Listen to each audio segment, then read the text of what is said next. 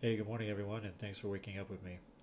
It's a little after 3 o'clock in the morning, and I've had several technical issues this morning, so I apologize. I'm going to rush through this a little bit and get on to my day. I've got a lot of things going on today. But I want to talk to you real quick before I go. So many of us are stuck at home or working alone at our jobs with concerns about exposure to the coronavirus. The good news is most of us will not get it. The bad news is that too many will. Even at that, I heard a statistic today that there's about 200,000 confirmed cases and unfortunately 8,000 deaths. So I guess the worst case scenario is that too many will die.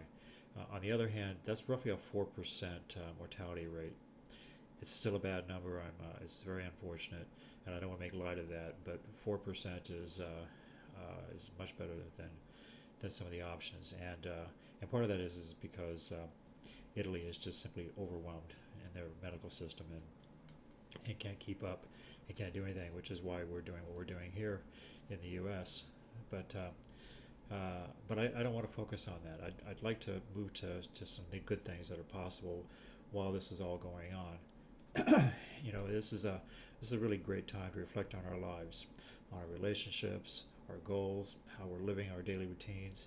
Uh, I use the term waking up to refer to the fact that, like many of you, I had fallen into a routine and not realized that I'd closed my eyes to so many things around me. Not intending to, but that's kind of the way it went out. And so, uh, so it's there's things I could fix, there's things I could improve, there are things I could make better, and things I could be more aware of. Trends that are going on in our culture. There's a whole political season going on right now. There's there's a big shift in our social norms. The millennials are quickly taking control of many things, and older people like myself are are trying to keep up and understand what's going on. And some of us are well intended and welcome the change, and yet at the same time, it can be a bit daunting. So that's the purpose of what I'm doing here. Now, if your life is perfect and you're in idealistic circumstances, well, good for you. But I think that's pretty rare. You should be extremely happy because I believe that most people struggle at least part of the time, and there may be no getting around that. But if you still want more from life, like myself, if you still think you could do better for your family, your friends, your job, or more importantly, for yourself, then I would suggest to you it's time to open your eyes to the possibilities that you're slowly over time you've forgotten things, you gave up on things. Basically, it's just time to wake up. So I've been home for a few days now, and there's been very limited work going on in my field right now, and it seems to be shrinking rapidly. So it's I'm conserving the money that I have, so there'll be a company to run when the worst of this is over. Uh, Although it seems more and more that's going to be longer than we originally thought. It's hard to say how long it's going to take to adapt to all this. But while I'm at it, I'm also taking time to learn about so many things that I wanted to look into, and so many things I'm just simply coming across that I hadn't even thought about asking the questions.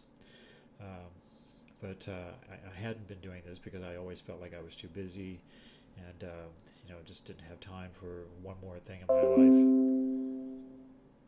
That was nice. Uh, Sorry about that. So I'm sure you can relate to that. Uh, it seems everyone feels that there just isn't time for all the things that we want to do. And the truth is, you probably waste more time than you realize. I know I do. There's time you could spend with your kids or your spouse, time you could be at a family event or a cultural event, or just out amongst people that maybe you wouldn't normally spend time with, and seeing how other people live and how they function and what they think and what's going on in their processes, because it's all part of our society, and it does affect your life. We can't just go through life with blinders on. And there's time you can be exercising and doing things for yourself.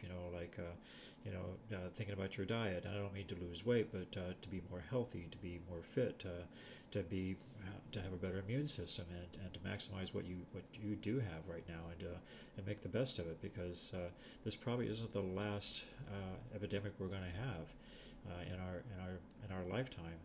Um, And how you treat yourself and how you take care of yourself is going to be a big factor of how well you survive that.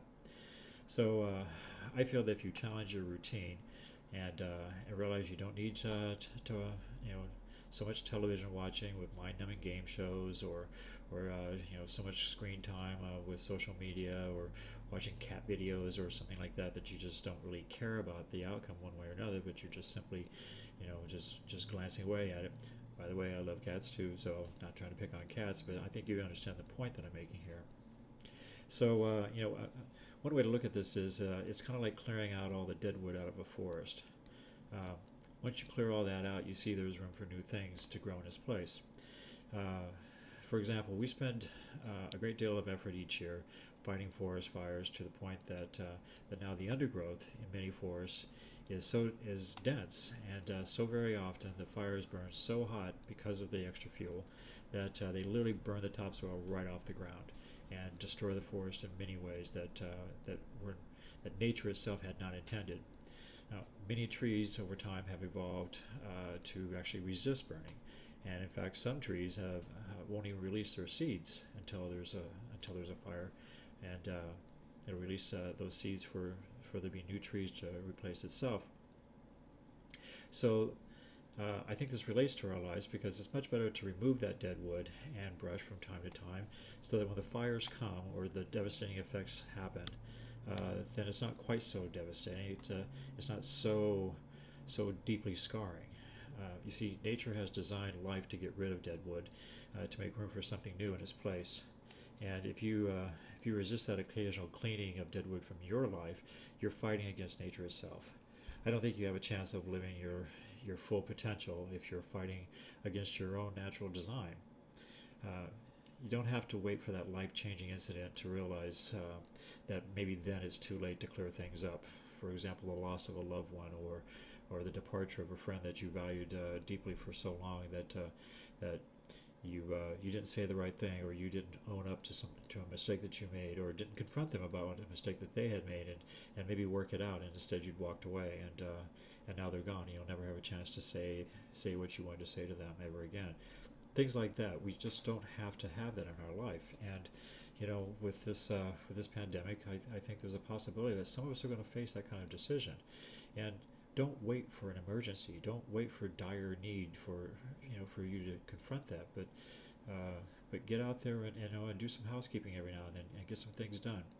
While you're at it, why don't you take time to reflect upon yourself? Where are you in achieving your goals? What can you start doing better for yourself and for those around you, for that matter?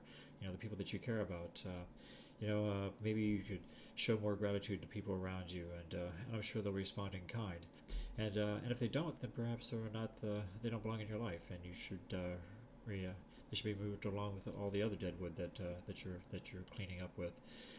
It's not always clear what the right answer is for some of these things, but nor when the right time is. But it is very easy to ignore and let it simply pile up and ignore the possibilities of what you could be doing to resolve it. We just keep our head down sometimes and trudge along in life, dragging along all that dead wood and brush and for years at times, and drag it around until it finally just wears us down, and we die with the burden of life that rather than the freedom that nature had intended for us to live ourselves with.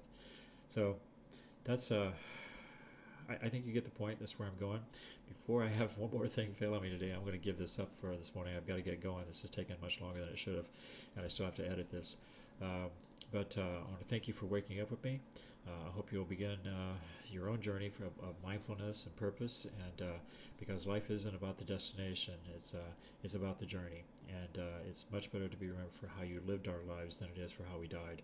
So I encourage you to take some consideration with that right now, because you probably have a little more free time than you normally have while you're in your own little exile, isolation.